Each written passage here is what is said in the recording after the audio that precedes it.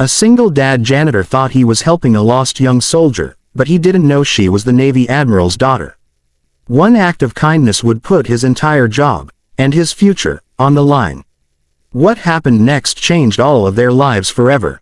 Ethan Walker had cleaned the same Navy base hallways for 12 years, pushing his squeaky cart past the medals and portraits that hung on the walls, symbols of a world he once dreamed of joining but never could. But on this stormy evening, as thunder rolled across the base and the power flickered, something happened that he would remember for the rest of his life. Because tonight, he would unknowingly meet someone who held his entire future in her hands. Ethan was finishing his last shift, tired and eager to get home to his 7-year-old son, Jacob, who always waited by the window with a drawing or a new story to tell. Money was tight, bills kept climbing, and the janitor's salary barely kept food on the table. Yet Ethan worked every extra hour he could, determined to be both mother and father to Jacob since the day his wife, Lily, passed away. Every night he whispered the same promise to his sleeping son, "I'll give you a better life. No matter what it takes." But tonight, as he locked his supply room, he heard something strange, a soft, shaky breath coming from the far end of the hallway. When he stepped closer, he found a young woman in uniform sitting on the floor, helmet beside her, trembling as she tried to catch her breath. She couldn't have been older than 20. Rainwater streamed from her collar, and her hands were scraped as if she had fallen. "Hey, are you hurt?" Ethan asked gently. The girl looked up with startled blue eyes. I got separated from my unit during the exercise. Radio died. I tried navigating back but ended up outside the wrong building twice.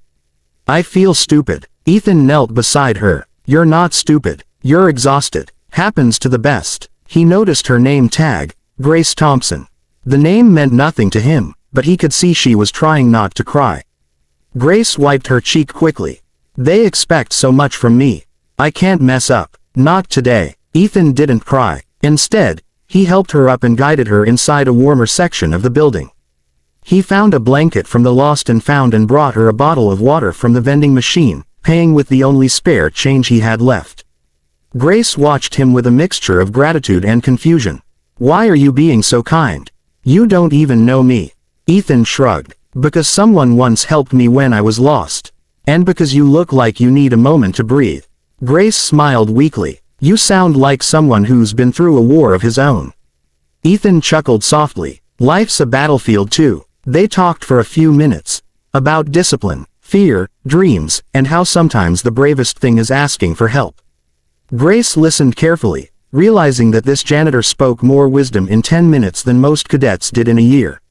She felt strangely safe. But then a voice thundered through the hallway. "Grace Marie Thompson, what in God's name happened to you?" Ethan turned, startled, as a tall, stern woman in a decorated Navy Admiral uniform strode toward them. Her presence alone commanded silence. The badge read, Admiral Caroline Thompson. Ethan's heart stopped. This girl was the Admiral's daughter.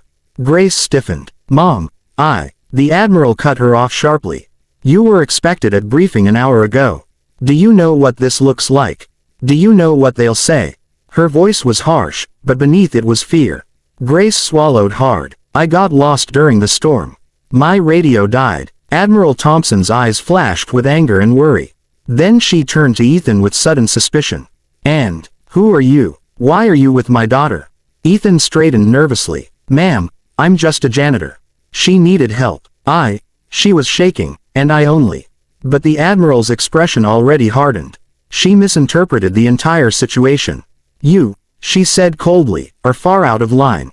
A civilian janitor has no business interacting with active military personnel without authorization. There are procedures for this." Grace interjected quickly. "Mom, stop. He helped me. I was about to collapse. He didn't do anything wrong." But the Admiral wasn't listening. She ordered Ethan to report to administration the next morning. And the way she said it made his blood run cold. He walked home feeling like the world was falling apart. Any disciplinary mark could cost him his job. And without his job, Jacob would lose everything: food, rent, stability. Ethan spent the night awake, staring at his son sleeping peacefully, praying silently for mercy. Morning arrived too quickly. Ethan dropped Jacob at school, forcing a smile he didn't feel, then returned to the base. He expected punishment, humiliation, maybe termination. But when he entered the conference room, he froze. Grace and Admiral Thompson were both waiting inside.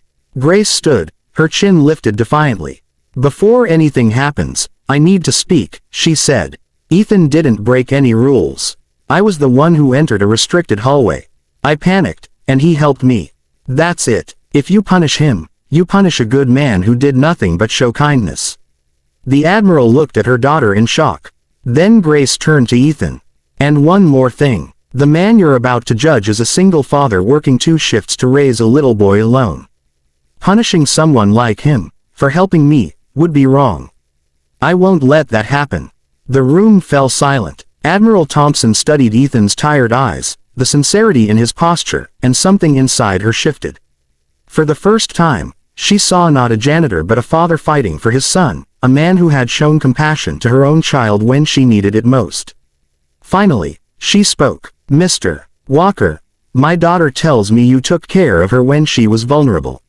For that, you have my gratitude. And my apology." Ethan blinked, stunned. "Ma'am, thank you." But the Admiral wasn't finished. "I reviewed your personnel file last night," she said. 12 years of spotless service. Hardworking, reliable, and underappreciated. She leaned forward slightly. "The base has been needing a logistics supervisor. Better pay, stable hours, good benefits for your son." Ethan's breath caught. This had to be a dream. "I don't have the qualifications," he began. "You have more than qualifications," she interrupted. "You have integrity. My daughter saw it. Now I do too. If you want the promotion, it's yours." Ethan couldn't speak. His eyes burned with emotion as he nodded, unable to believe what was happening. Grace smiled brightly. "Told you he deserved better." From that day on, Ethan's life transformed. His new job allowed him to spend more evenings with Jacob, help with homework, and even plan for a future that once felt impossible. Grace trained with renewed confidence, knowing she had a mentor in the most unexpected place. And Admiral Thompson, who once saw the world in strict lines, learned that sometimes the greatest leadership came from humility and listening.